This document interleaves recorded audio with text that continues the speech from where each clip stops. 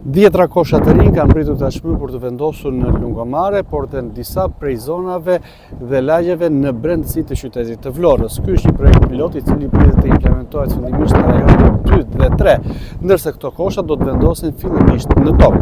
Një projekt i cili më parë është implementuar në disa qytete të tjera të vendit, ndërsa pritet të japë një zgjidhje, nëse mund të themi kështu, edhe depozitimi të mbetjeve kryesisht gjatë sezonit turistik, atëherë kur Vlora ka mjaft problematika për sa i përket depozitimit të mbetjeve në zonat të ndryshme të qytetit. 10 kosha të rinj shtohen tashmë në qytetin të Vlorës, një projekt pilot që do të implementohet brenda një viti. Koshat janë nëntakësor, ndërsa pritet të vendosen fillimisht në lungomare dhe në zonën historike, edhe për të vijur më pas edhe në zonat e tjera të qytetit të Vlorës. Një projekt i tillë është realizuar kohë më parë dhe në disa qytete të tjera të vendit, ndërsa aktualisht në qytetin e Vlorës kanë mbritur edhe 50 koshat e parë, të cilët pritet të vendosen shumë shpejt në brendësi të qytetit. Projekti do të vijojë për një afat kohor rreth një vit, ndërsa koshat e rinj pritet të shtohen, kur do të mbrinë edhe të tjerë. Është një zgjidhje si edhe konfirmohet për pastrimin në qytet, por dhe depozitimin e mbetjeve. Tashmë edhe Vlora është pjesë e projektit me koshat e rinj që do të vendosen fillimisht në lungomare dhe zonën historike dhe më pas edhe në brendësi të lagjeve dhe zonave të banuara të qytetit të Vlorës.